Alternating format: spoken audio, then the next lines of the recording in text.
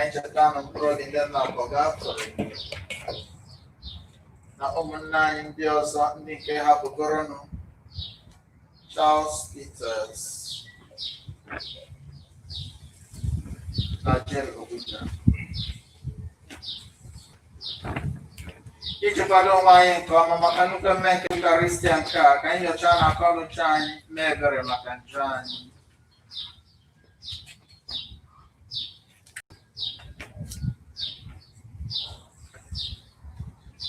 Ekwupụta ngwa Chineke ji ike niile n'ụlọ ụmụnne na-emeghela m nke ukwuu site n'echiche na okwu na omume na site n'ịhapụ eziokwu o kwesịrị na m ga-eme site na mmehie m nke kasị ukwuu.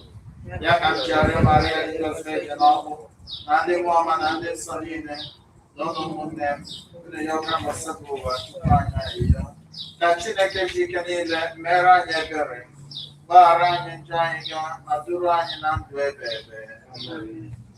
Onye nwe anyị mee ebere, Kristi mee ebere, onye nwe anyị mee ebere. Otuto dịrị Chineke n'elu kacha elu, n'ụwa udo dịrị ndị mmadụ ndị nwere obiọma. Anyị achọọ gị mma, anyị agọzie gị, anyị esekpụrụ gị, anyị too gị, anyị ekele gị n'ihi nnukwu ebube gị. Ọsọpụrụwa Chukwu eze nke eluigwe, Chukwu nna ajọ ike niile, dị nwanụ Jesu Kristi, so otu nwa Chineke mụrụ, dị nwanụ Chukwu, nwa atụrụ nke Chineke, nwa nke nna. Gị onye na-ekpochapụ njọ nke ụwa, mere anyị ebere. Gị onye na-ekpochapụ njọ nke ụwa, nara nri anyị. Gị onye nọ n'aka nri na mere anyị ebere. N'ihi na nsọ gị dị nsọ, nsọ gị bụ dị mmanụ. Nsọ gị Jesu Kristi kasị elu, nke na mmụọ nsọ ebube Chukwu nna. Amen. Ka anyị rịọ arịrịọ.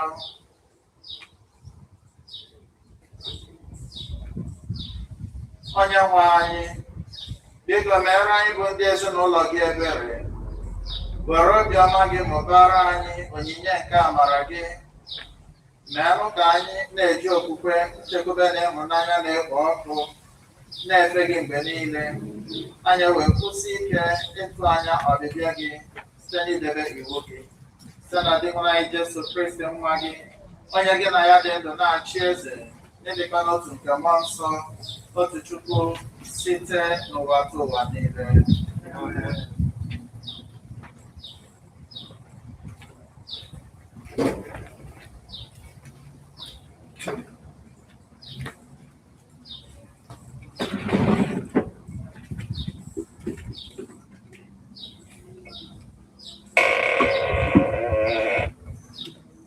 Ihe ọgụgụ nke mbụ e wetara n'akwụkwọ amamihe.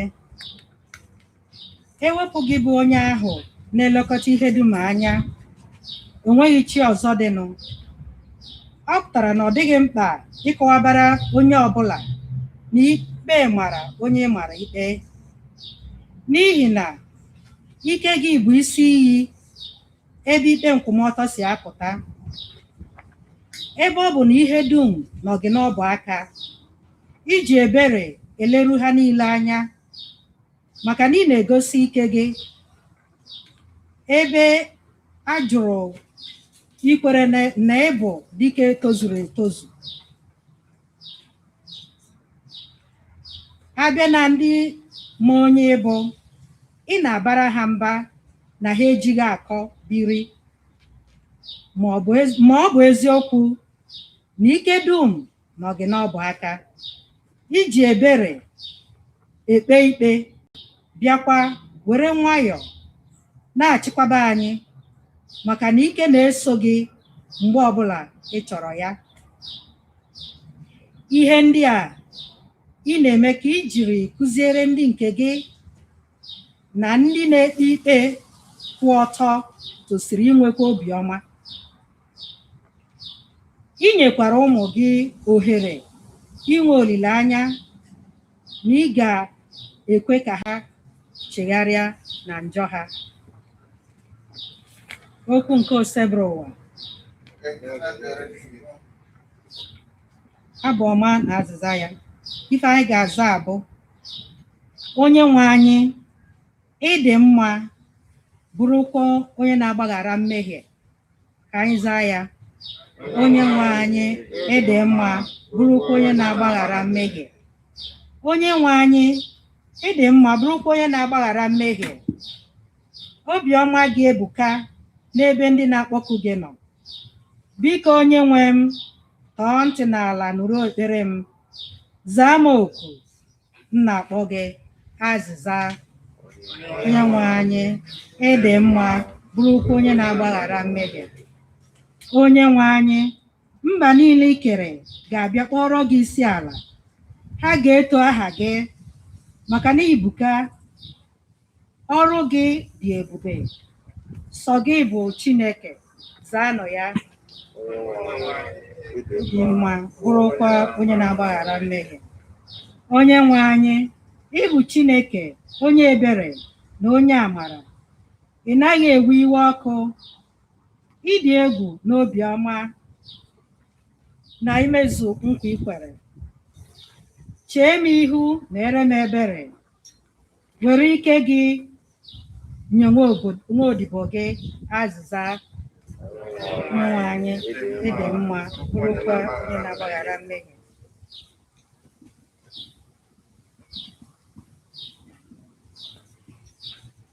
Ihe ọgụ nke abụọ. Ihe ọgụ e wetara n'akwụkwọ ozi Pọl dị asọ degara ndị Rom.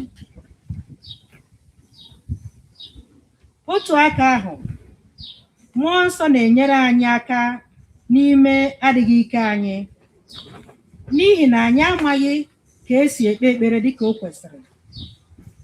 Ma mmụọ nsọ n'onwe ya jiri ịsụ ude nke ọnụ na-apụghị ịkọ na-ayọrọ anyị ayịyọ. Ma Chineke, onye na-enyocha obi mmadụ, amarala ihe mmụọ nsọ bụ n'uche, n'ihi na mmụọ nsọ na-ayọrọ anyị ndị nsọ ayịyọ dịka Chineke si chọọ. Okwu nke osebere ụwa.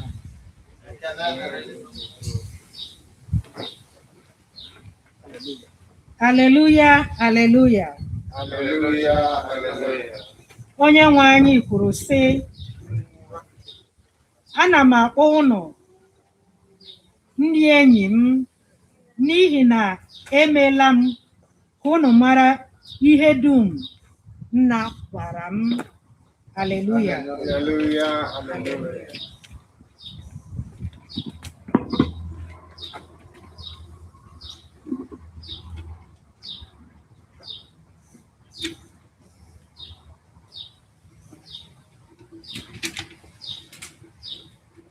Onye nwe anyị nọnyere unu. Nọnyekwara mmụọ gị. Ihe ọgụgụ nke a si n'oziọma dị nsọ nke Matiu dere. Jesu tụrụ igwe mmadụ ilu ọzọ sị, alaeze eluigwe dị ka onye ọrụ ubi ịkụrụ ezi mkpụrụ n'ubi ya.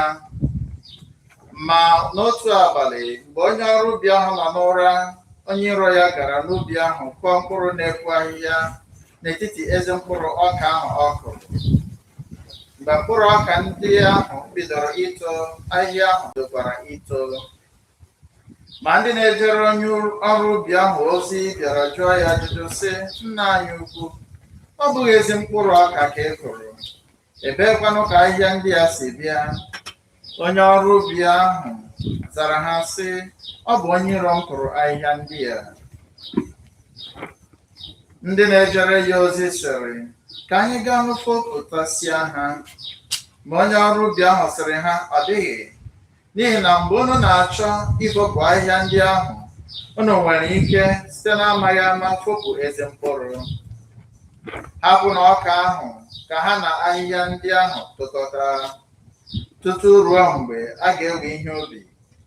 N'oge ahụ, aga m enye ndị owuwu ihe ubi iwu sị, buru n'ụzọ fopụtasịa ahịhịa ndị a niile, kee ha n'ukwu n'ukwu, kpọọ ha ọkụ, ma kpokọtanụ ọka ndị a tinye ha n'ọba. Jesu tụkwara ilu ọzọ sị ha, alaeze eluigwe dị ka mkpụrụ mọstad nke onye ọrụ ubi kụrụ n'ubi ya. Ọ bụ n'ezie na ọ bụ mkpụrụ dịkarịsịrị nta karịa mkpụrụ ubi niile. Ọ dị nta dịka mkpụrụ aṅara, ma mgbe mkpụrụ a tụrụ, ọ na-adị ukwuu karịa ihe niile a kụrụ n'ubi. Ọ na-aghọ osisi buru ibu ka ụmụ nnụnụ na-arụ akwụ ha na alaka ya.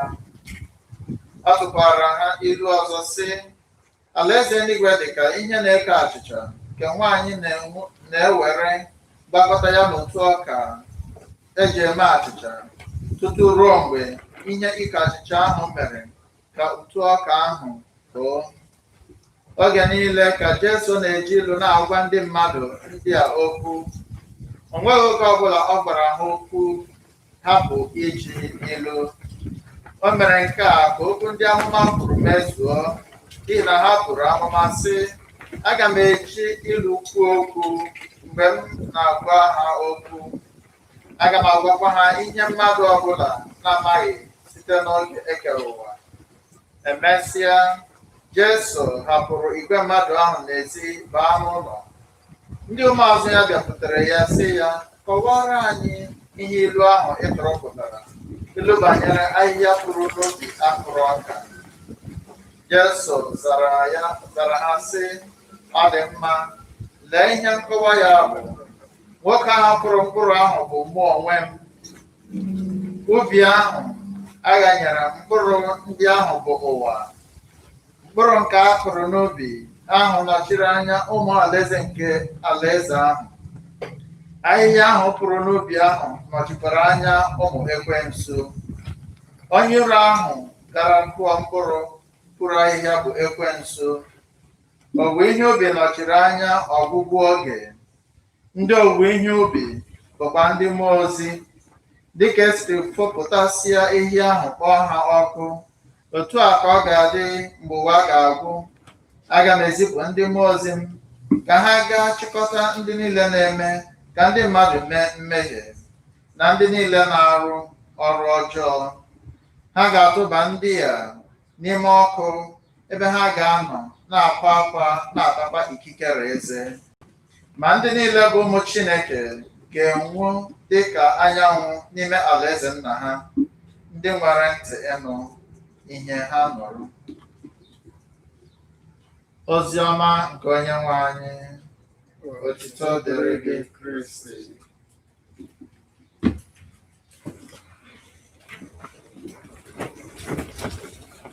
Otuto dịrị Yesu. N'ụbọchị taa, e gosiri anyị na Chineke bụ onye a sị na ndị nwanụ ijupụtara n'ebere na ịhụnanya. Ihe a ka anyị gụpụtara na abụ ọma anyị, onye nwe anyị dị mma, bụrụkwa onye na-agbaghara mmehie. Onye nwe anyị dị mma, bụrụkwa onye na-agbaghara mmehie. Abịa n'ihe ọgụ nke mbụ gosi anyị na onye nwe anyị na ọ dị mma bụrụ onye na-agbaghara mmehie. N'ihe agụpụtara anyị, ihe ọgụ nke mbụ ahụ bidoro n'egwu anyị sị, ewepụ gị onye ahụ na-elekọta ihe dum anya, o nweghị chi ọzọ dịnụ. In other words, he's the greatest, he's the highest. O nweghị chi ọzọ dịnụ. He is the only God. Ọ pụtara na ọ dịghịzi mkpa ịkọwabara onye ọbụla na ikpe mara onye mara ikpe, n'ihi na ike gị bụ isi iyi ebe ikpe nkwụmọtọ si apụta. In other words, if God condemns you, you are really condemned, because he is God of justice. He always gives justice in his judgment. But anyị gakwa n'ihu, anyị ahụ sị na God is not just waiting for you to fail so that he will condemn you. He continues to give you the grace you need to stay in the state of grace. Ọ ya mere, na ngwụcha ihe ọgụgụ ahụ, asanye ihe ndị a ị na-eme ka iji kụziere ndị nke gị na ndị na-ekpe ikpe kwụ ọtọ tosiri inwekwa obiọma. In other words, you must temper justice with mercy. You must temper justice with mercy. Ndị na-ekpe ikpe nkwụmọtọ kwesịkwara inwe obiọma. O nwere nke ọ ga-eru ekpegide ikpe, asị yes, mana ime ya otu a ihe ga-emebi. Asị okay, let it be warning to you. Ewere ya otu ahụ mee ya.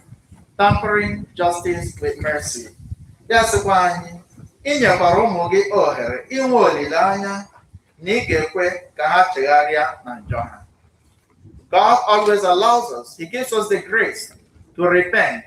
A gwara anyị na Ezekiel chapter 18 verse 23. As I live, says the Lord, I have no pleasure in the death of a wicked man. Rather, let him turn from his evil ways and live.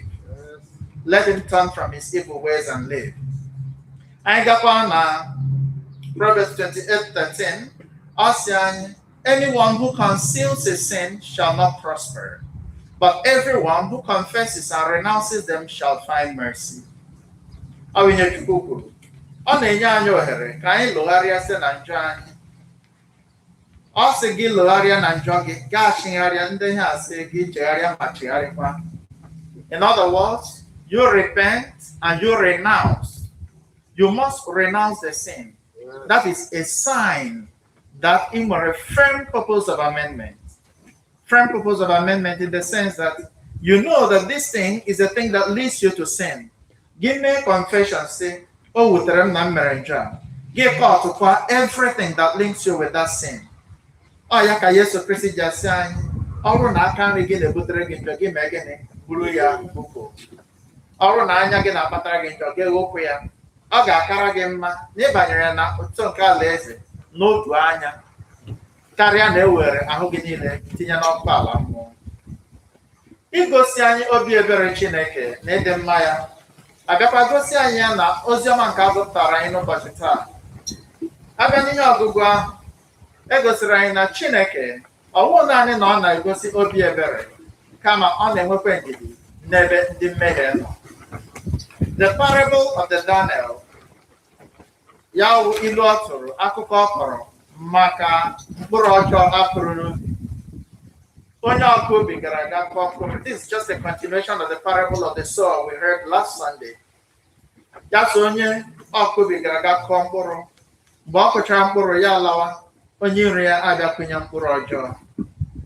In the commentary, a gwara anyị sị ndị Jew, they plant wheat a lot, just like vine and all those things. And when you plant wheat, this wheat, Daniel, when they are growing together, it will be very difficult for you to know which is which. Until ha mịa mkpụrụ nke ọla mịa mkpụrụ nke ya ga-amarazie nke ọ ga-abụ. And that explains why. Mgbe ụmụ odibo onye a bịara, ya gwa ha sị unu efopụlụ ya n'ihi na unu nwere ike na-amaghị ama unu efopụ ọka n'onwe ya. Ma ihe ndị a niile na-egosi anyị ihe merenụ ndị ọjọọ na ndị ọma na-ebikọ ọnụ n'ụwa.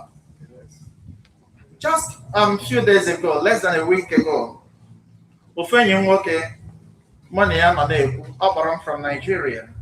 Anyị na-ekwu ma na-ekwu sị ihe anọ oge niile ihe ọla a na-ekwu gbasara Nigeria bọm sị ma ọ bụ ndị na-atọrọ mmadụ ya were ebe agbara eluru bọm and all that na-egbuchi ndị mmadụ in the schools, in the churches, marketplaces and all that. So this person ajụwa sị, but ole gịnị mere Chineke ji ahapụ ndị a ha na-arụ ala niile ha na-arụ? Onwe ike sị njara ha coronavirus a ya clear ha immediately. This is the way we think. Mmadụ na-eche revenge. Mana Chukwu sị na ya enweghị aṅụrị n'ọnwụ nke onye mmehie kama ka o chegharịa site na njọ ya mee gịnị wee nwee. Because mgbe ụfọdụ all of us anyị wụ ndị Igbo, onye ọbụla ma ihe ndị na-eme n'obodo anyị. Ọtụtụ n'ime anyị nwere ndị ogboni n'akụkụ ụlọ anyị. Ndị wụ ihe niile ị na-asọfa ọha na-akọ ọsị ya unless ikpechiri ekpere ike ị gaghị ama because of secret society. O nwere ụbọchị m nọ na-akọ ihe mere n'ezinụlọ anyị. Father Hyacinth ya sị m, nwanne m, ha tụrụ gị ahịa mgbe ị ka na-alụ alụ. Ha tụrụ gị ahịa mgbe ị ka na-alụ alụ. Yes, because a lot of people enwene all kinds of experiences with these people. Gị na-ajụ onwe gị sị, ndị a na-aga church, the same church m na-aga. Oge ụfọdụ ha kwa ndị night, mana ha na-egbu mmadụ. Ha gawasa gara meeting, gị jee na agara meeting, the church, mama meeting, ndị obodo eji egbu mmadụ. So anyị na-ajụ sị Chineke nke ebe ị nọ ndị a na-eme ihe niile a. Nke na-adị most painful na ha ga-abịakwa ha ga-anara oriri rie, mana ha nwere agwụ n'ime ụlọ ha. Ha nwere ndị ha plọtụrụ otu ha ga-esi nwụọ. Ha nwere ndị amakrịla out in their black book, and they are just program gị ofu ọrịa bịa before you know it onye ha nwụọ, unless unu kpere ekpere unu abịa mata ndị a. But all these people claim to be Christians. Gịnị mere ndị ọma, ndị ọjọọ, ndị na-egbu mmadụ, ndị na-aṅụ anwụrụ ike, ndị na-aga abalị dimegwu, ndị ohi, ndị na-agwọ nsị dị iche iche, no ebe ụlọ na ọ gị nwewe progress akwa mmadụ laa ya na-ese okwu ya ese, because before you know it nwe na-achere enye gị achere ma ha sị mere kụkwa abashu. All these people are still alive. Mgbe ụfọdụ ha bi up to 80 years, mana o nwere ndị ha gburu in their 10 years, in their 20s, in their 30s and 40s. The question awụrụ, olee dị ihe Chineke emega hapụ ndị a? O nwere one man na be anyị, o nwere dibịa ya sị na ihe na-ejesere ya na Chineke wụ obi ebere ya dị too much, na ihe na-esere ya na Chineke ọ gwụchala oke ebe ebere o nwere, that ndị mmadụ na-arụ ala instead ọ ga-ekugbu ha ya si ana n'obi ebere ha egburu na-aga na ha agada egbu mmadụ ole before abịa gbuo ha. Yes, that's the way we think. Mana akwụkwọ nsọ na-agwa anyị taa na ọka ọma na ahịhịa ọjọọ na ha ga na-eto together. Why? Because Chukwu ma sị o nwere ndị dịrị njọ eluba ha na prison before they came out. That was the only opportunity ha nwere iji gụọ the Bible through and through, and they repented and became very exemplary. Chukwu na-enye mmadụ many chances. Unlike mmadụ, ime mmadụ ihe ọjọọ, before you know it, ya say I have no time for you. Mana jụọ mgbe gị ugboro ole imeghere Chineke gaa confession, imechakwa gị gaghachikwe gị mekwa ihe ndị ahụ ọzọ, ga-abịakwa gị sị ekwe m gị nkwa site na mmehie site na ebere ga-aga ma emekwe njọ ndị ahụ ọzọ. Mana gị kwechakwa nkwa, you still do it again because ichegharịala mana echegharịbeghị. You repented but you did not renounce.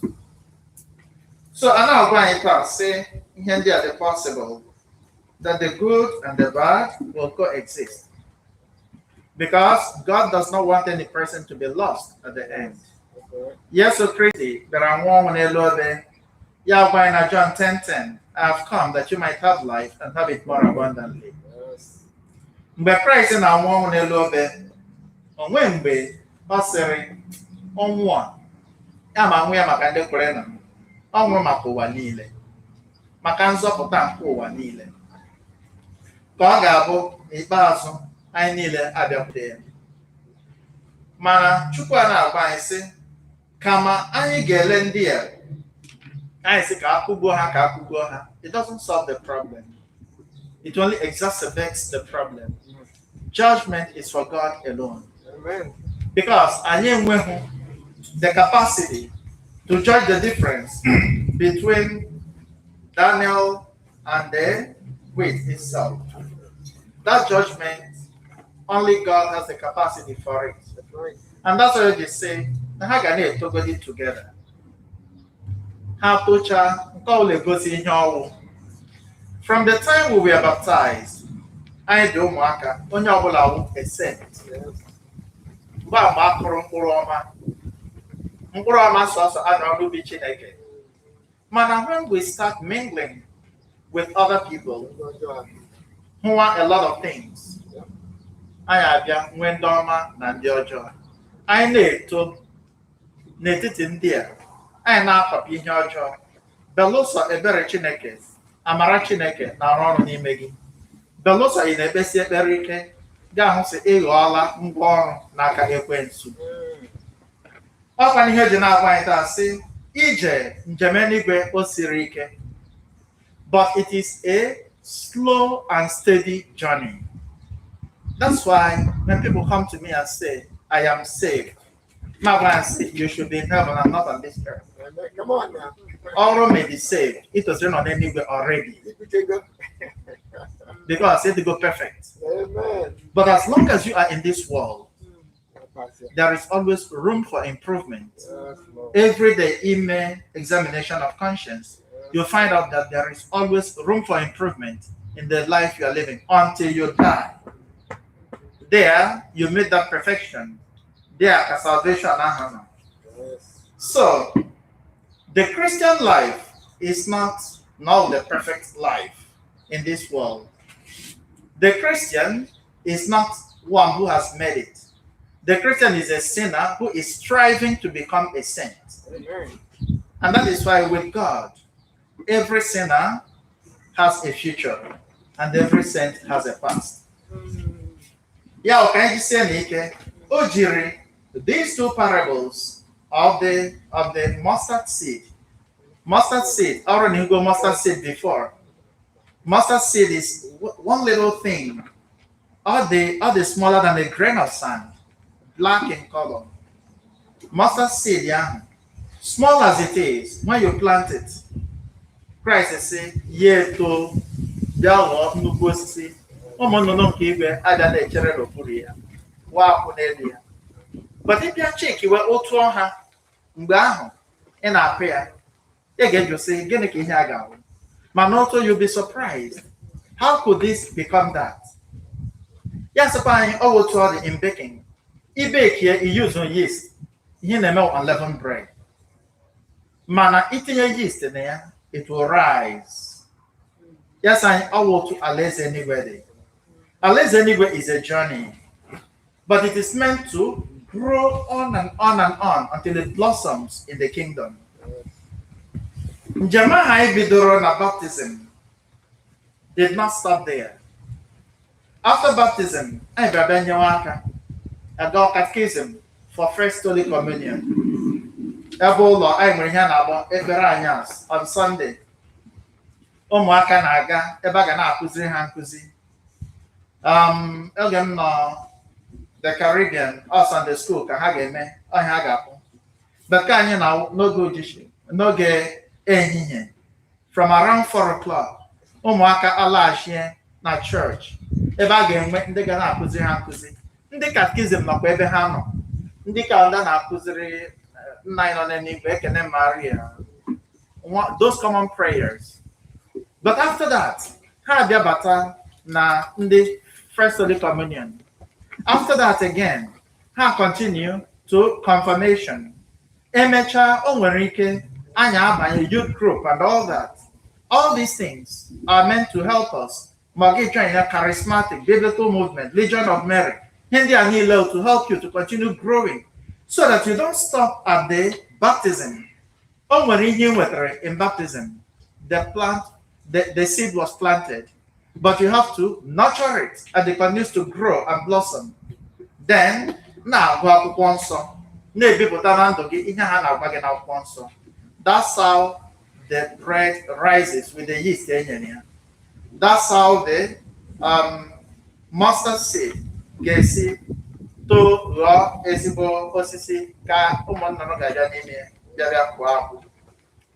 Ya wụ na n'ụbọchị taa a chọrọ ime ka anyị mata na onye otu Kristi agaghị asị na nchekwube ya gwụchala. Onye otu Kristi nwere ohere.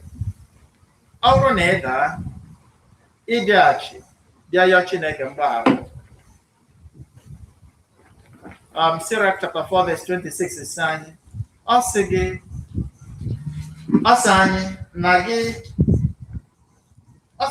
ihere emele gị ikwupụta njọ gị. Ihere emele gị ikwupụta njọ gị. Na onye na-anaghị ekwupụta njọ, ọ dị ka onye na-ele osimiri na-achọ ikwuchi azụ. It is not possible. You cannot strive against the current of the river. That is something impossible. So, as long as there were one Adam and Eve, it was your mentor. Acknowledge it. but continue to try to be a better person. Make good use of the graces God has given us, and pray always. The sacrament of reconciliation. Our church need a money. But however, Kaina, Againa nine also. And God gives you another opportunity. Like in Merena, John chapter 8, where the woman caught in adultery was brought to Jesus. The Jewish authorities now, if they take permission to stone her to death. And Christ saw injustice and all that. First of all, one year, all non akwi go nwere nwoke ya na ya so. Kebe nwoke ahụ nọ. Christ abịagwa ha sị ngwa onye na-emebeghị njọ mbụ ya wụrụ onye mbụ ga-atụ ya okwute. And he bent down and wrote on the ground. Mgbe o welitere anya elu, o nwezi onye ọhụrụ na-awụ nwaanyị a. Ya sị, woman, where are your accusers? Has no one condemned you? Neither do I condemn you. Now go home and sin no longer. Here we hear the men confession. Go home. I have not come to condemn you. I've come to save you. Now go home. I give you another opportunity. Sin no longer. Try to get it right this time around. I will hear the men confession. Then you must be a prayer. Onye ọbụla onye otu Kristi na-anaghị ekpe ekpere dịka azụ esi na mmiri gụpụta n'elu ala. They cannot survive. That is why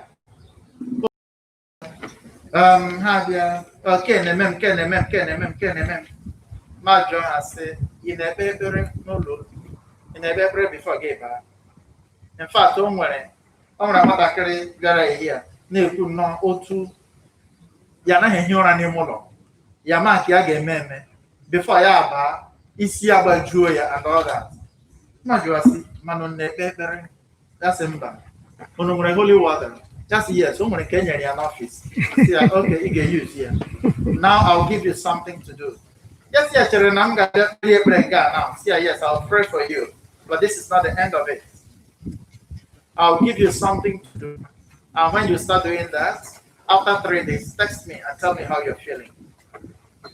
3 days was yesterday. Yeah, there, see. Yeah, see. Now you're many here. Abalako. No, the peace young one and Nemo we are now. While I am and in your Tokacharia, the texts in Romans chapter 8 and all that. Now the text that the Psalms in can use for prayers. Now, only if you learn young authority as a child of God.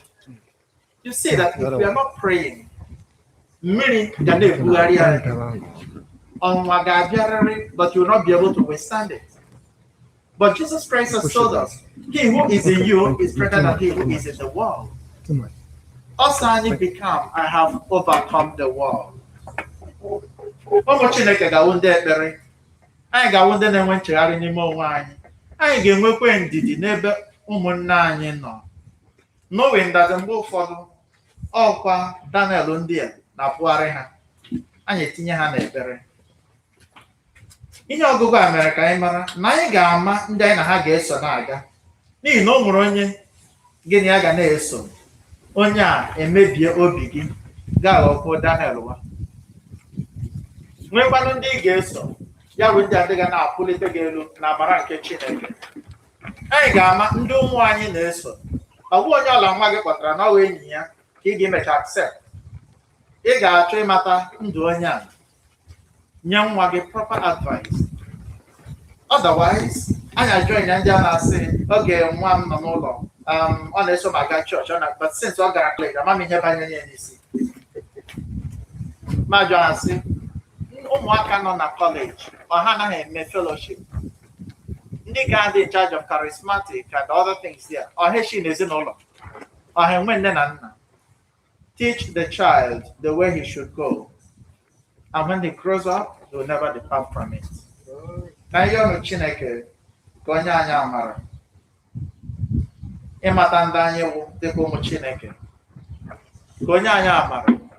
Emata Uti ikikere onyere anyị site na baptism ka onye anyị amara ime ike anyị nwere n'ebere na n'akwụkwọ nsọ o nyere anyị ka o mekwe ka obi sie anyị ike ịnọ na-ebipụta na ndụ anyị ihe akwụkwọ nsọ a na-akụziri anyị ka o wee bụrụ na mgbe ọbụla anyị ga-ebicha ndụ a anyị ga-eso na ndị ahụ a ga-ekpokọta kwenye n'ala eze site na Kristi Onyenwe anyị.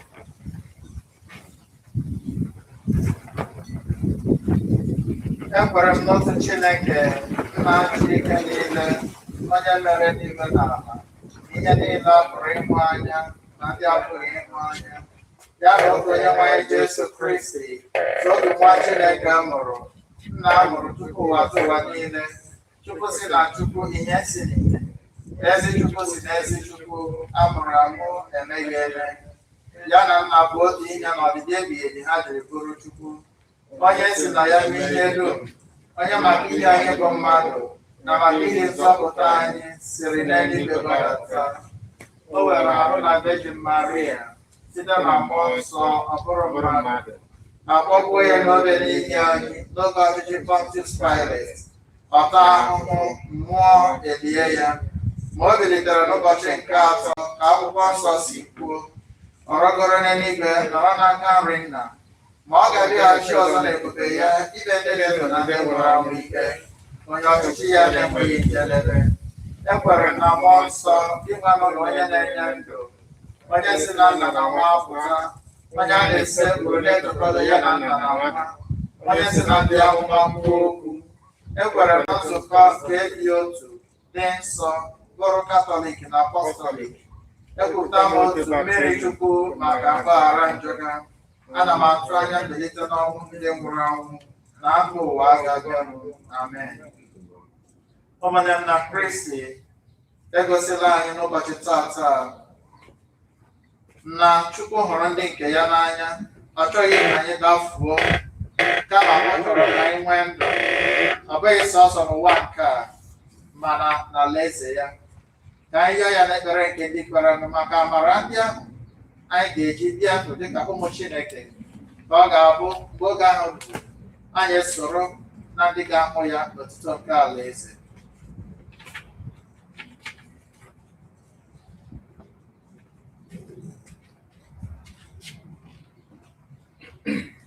Ka anyị kpee ekpere maka ụka.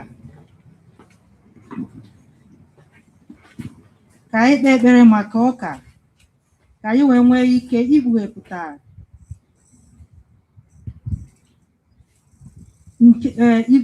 ọrụ ọma Chineke na-alụla anyị na obi ebere ya, na otu o si enyere anyị aka ma nzukọ anyị n'ụwa niile, ma ndị agụụ na-agụ na ndị na-enweghị ụlọ, na ndị nọ na nga, na ndị gbatara ọsọ enyemaka.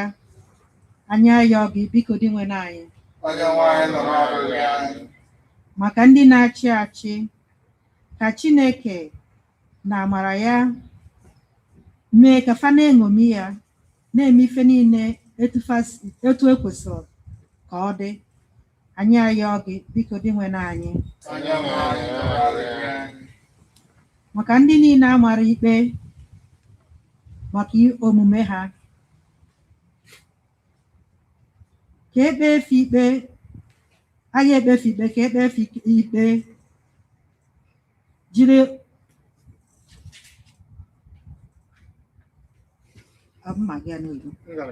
with clemency and allowed repentance for their transgressions.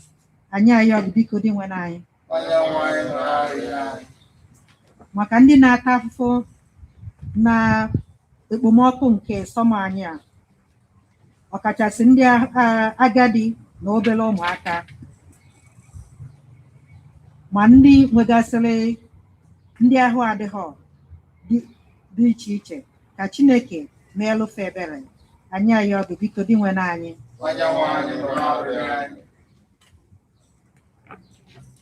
Maka anyị niile, ka anyị wee nwee ike ịchọta enyemaka n'ebe Chineke nọ, na mgbaghara ya, na nchegharị na njọ anyị. Anyị ayọ gị, biko dị nwere anyị. anyị yọọ Chineke ihe ndị ọzọ na-akpa anyị ka anyị chetakwa ndị niile yọrọ ka anyị cheta ha n'ekpere, ndị ezinụlọ anyị, ndị enyi anyị, ndị anyị na ha na-arụkọ ọrụ, ndị nọ na mba dịgasị iche iche. Ka Chukwu onye nwere obi ebere, onye maara mkpa anyị karịa ka anyị si mara, ka o mezuoro ha dịka mkpa ha si dị. Anyị ayọ gị onye nwe anyị. Chineke nna Jike niile onye ebere, ụmụ gị agbakọla n'ihu gị n'ụbọchị taa, ka bụ ụbọchị i mere ịsa anyị nwee obi aṅụrị n'ime ya. Anyị na-ekele gị maka okwu nke ị gụpụtara anyị n'ụbọchị taa na mgbamume nke ọ na-enye anyị dịka ụmụ gị. Anyị na-ekele gị na nkụzi niile nke na-akụziri anyị oge ọbụla anyị bịara gee okwu gị, iji mata na dịka ụmụ nke Chineke na anyị nwere ikikere ịgbanwe ụwa. Anyị na-asị gị ka ime ka obi anyị na-esi ike n'ime ihe ọma, mee ka anyị kwụsị ike n'ekpere oge niile, ọbụla dị n'oge a ọrịa nọ na-agasa n'elu ụwa. Mee ka okwukwe ndị otu Kristi bụrụ ihe ga-eme ka enweta ọgwụgwọ dị mma maka ya bụ ọrịa. Dị mmanụ anyị na-ekwulite n'ihu gị ụmụnna anyị ndị niile n'ebe a n'ụbọchị taa, ha na ezinụlọ ha, ma ndị n'ebe a ma ndị nọ n'ụlọ. Anyị na-asị gị ka ị gọzie ha n'otu n'otu, gọzie ebumnuche ha, gbatara ha ọsọ enyemaka na nsogbu ha dịgasị iche iche. Mee ka obi sie ha ike n'oge ọbụla nsogbu dịrị ha, ka ha mata ha na ha bụ ụmụ Chineke. Dị nwanụ nye anyị amara ife gị na mmụọ na n'eziokwu, ka ọ ga-abụ mgbe ọbụla anyị ga-agbacha ọsọ nke ụwa, anyị soro na ndị ga-ahụ gị ihu na ihu n'otito nke alaeze site na Kristi onye nwe anyị.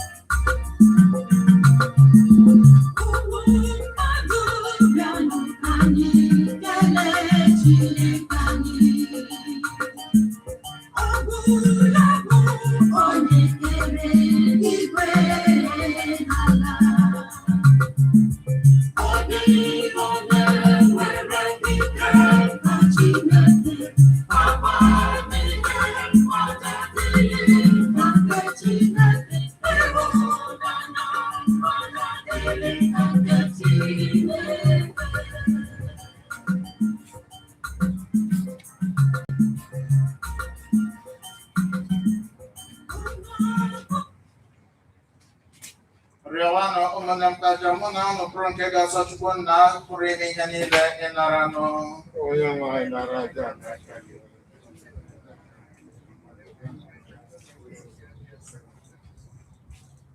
Chineke anyị idola so otu aja zuru oke asọ were ya dochie anya ọtụtụ aja nke agba ochie. Biko nara aja nke ndị ezinụlọ gị ji obi ọcha na-ebutere gị, gọzie ya dịka isi gọzie aja Ebel, dookwa ya nsọ. Mee ka onyinye onye ọbụla n'ime anyị na-ebute maka otuto nke ebube eze gị wetara mmadụ niile nzọpụta site na Kristi Onyenwe anyị. Amen.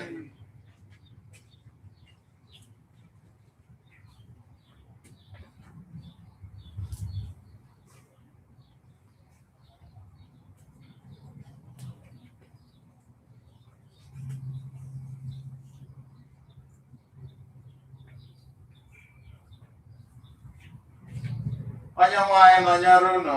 Nwekwara mmụọ gị. Welite n'obi elu. Anyị welite gị n'ebe dị ịhụnanya nọ. Ka anyị nyenụ ndị nwanụ Chukwu anyị ekele.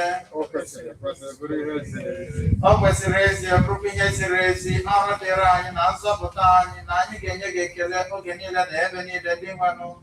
O nna dị nsọ Chineke ji ike niile onye ji ụwa tụ ụwa site na Kristi dị nwanụ anyị.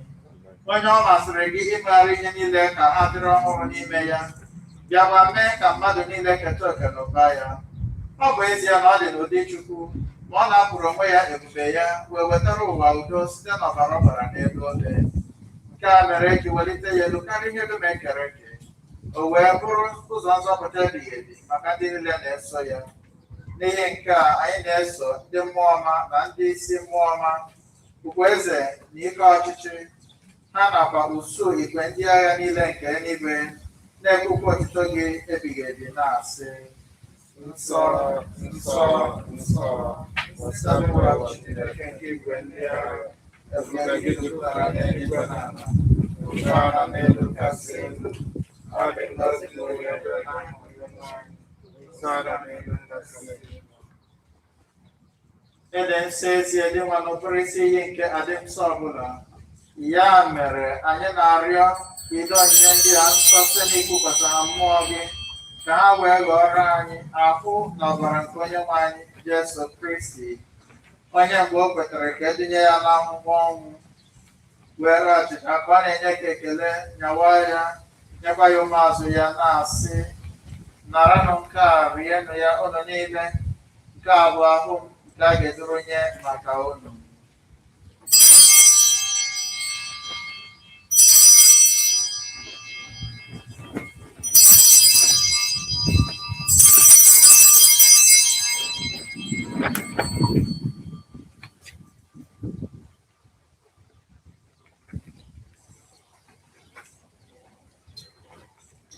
Otu akwa ka o siri mee mgbe e richara nri anyasị.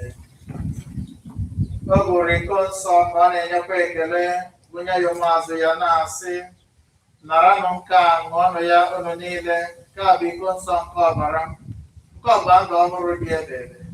A ga-agba ya n'ihi m na n'ihi mere ime mmadụ ka e wee gbaghara njọ ya. Na-emenụ nke a na ncheta nke m.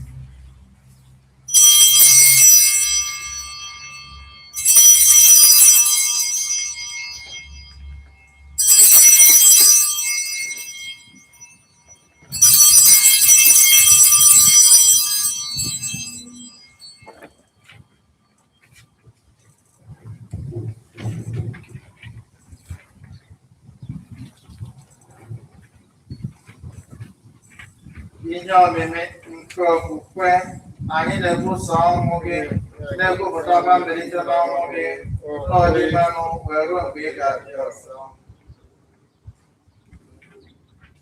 Dị nwanụ, ebe anyị na-echeta ọnwụ na mbilite n'ọnwụ ya, anyị egụnyere gị achịcha nke ndụ na iko nsọ nke nzọpụta, na-enye gị ekele n'ihi na ịgụnyere anyị na ndị tosiri ịkwụrụ n'ihu gị na-efe gị. Anyị ji umeala rịọ ka anyị bụ ndị na-eketa oke na ahụ na ọbara Kristi, bụrụ ndị a ga-ekpokọba ọnụ site na mmụọ nsọ. Dị mmadụ cheta nzukọ gị gbasara n'ụwa niile, mee ka o zuo oke n'ịhụnanya, ya na popu anyị bụ Francis, na bishọp anyị bụ Gerald, na osoyachi bụ Alberto, na ndị echiri echi niile. Chetakwazi ụmụnna anyị ndị ji nchekwube nke mbilite n'ọnwụ rahụ ụra, were ebere kpọbata ha, na ndị ọzọ niile nwụrụ anwụ n'ihe nke ịhụ gị. Anyị arịọ ka ị mere anyị niile ebere ka anyị soro Virgin Maria dị ngọzi nne nke Chukwu nakwa Josef dị ngọzi bụ di ya, ndị apọstọl dị ngọzi na ndị nsọ niile ndị mere uche gị kemgbe ụwa taa ụwa keta ebe ndụ ebighị ebi, ka anyị sorokwa ha na-eto gị na-edo gị ebube site na Jesu Kristi nwa gị.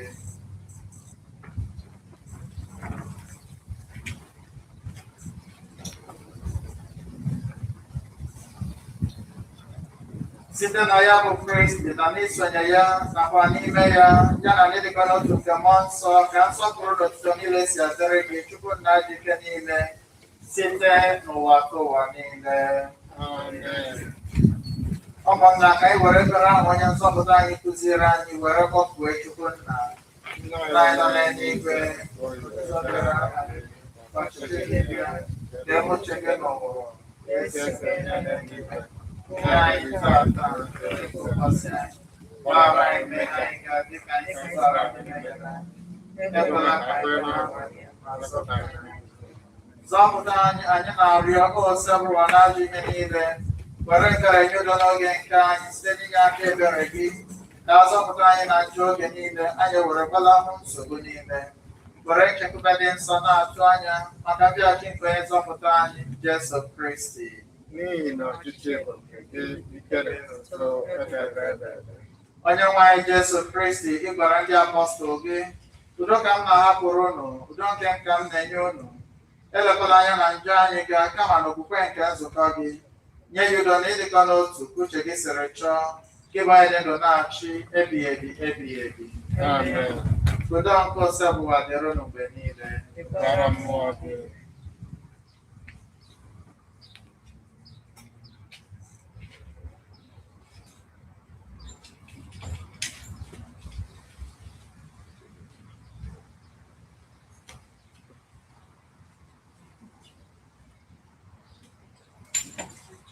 Onye na-ekpochapụ njọ nke ụwa meere anyị ebere, nwa atụrụ nke Chukwu, onye na-ekpochapụ njọ nke ụwa meere anyị ebere, nwa atụrụ nke Chukwu, onye na-ekpochapụ njọ nke ụwa.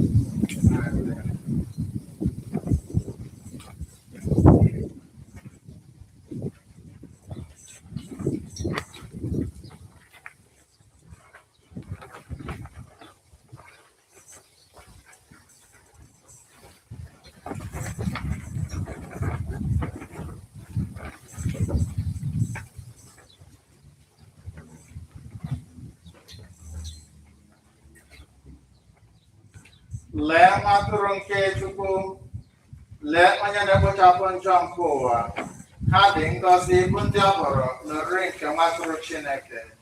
Na-enweghị na mme, Krismas pụtara ime mmụọ, asụsụ n'okwute Chukwu obi nta. Ahụ Kristi. Amen.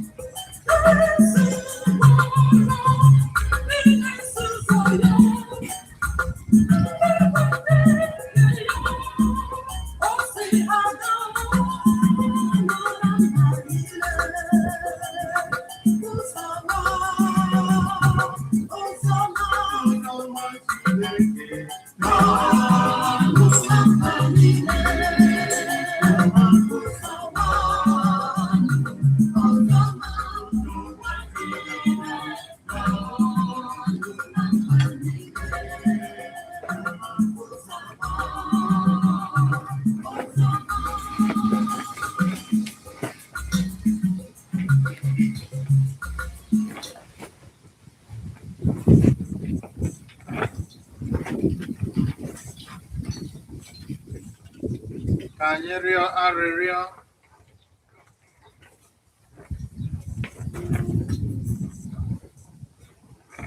Onye nwe anyị, were ebere nọnyere anyị bụ ndị nke gị.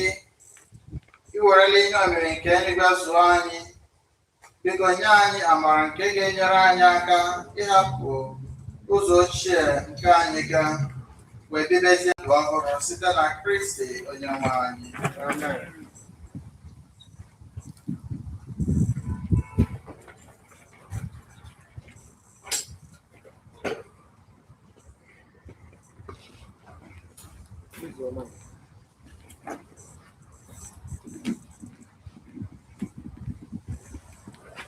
Ọtụtụ unu Jesu nke a bụ amụma ọkwa nke izu a.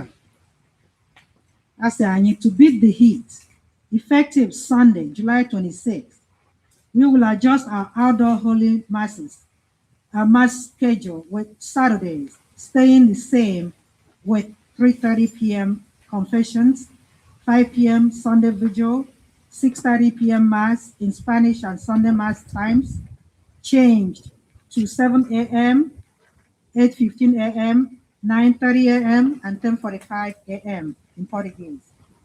Then 12:30 p.m. Mass Spanish, and then 3 p.m. Igbo, first and third Sundays, and then 5:30 p.m. Please remain standing at the end of the liturgy. Hospitality ministry will dismiss rows one by one and ask that you exit to the north of the Avila Hall. So use the exit on the south when you leave the church yard. At this present time, there will not be an opportunity to return to church after Mass for private prayers or for devotions. Nyabasa, can you sit away now? Office taa ị na-ala gị si geeti ka ọzọ ụmụ ebe a gị si geeti ka ọzọ nke nọ n'azụ Otito dịrịnụ Jesu.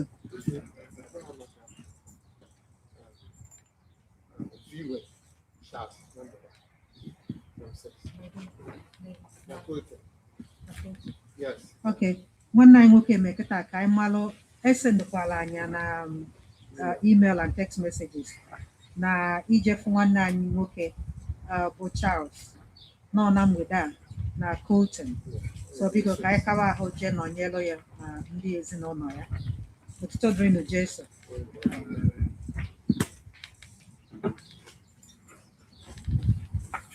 onye nwe anyị nọnyere unu nọnyekwara mmụọ gị ka Chukwu pụrụ ime ihe niile gọzie ma chekwaba unu nna na nwa na mmụọ nsọ amen ka anyị lee ọnọdụ n'ịhụnanya Kristi mesa agwụsịgo.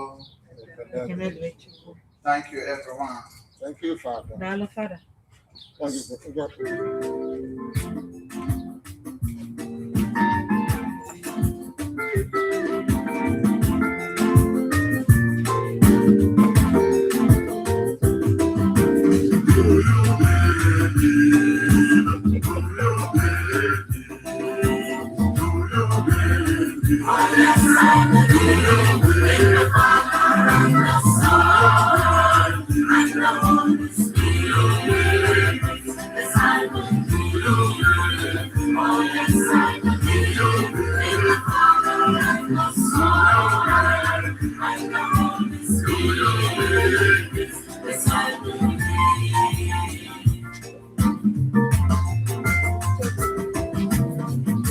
Mighty Father, I believe. Do you believe? Yes, I believe. You created heaven and earth. Do you believe? Yes, I believe. I believe in Jesus Christ. Do you believe? Yes, I believe. Everlasting Son of God. Do you believe? Yes, I believe. Yes, I believe. In the Father and the Son.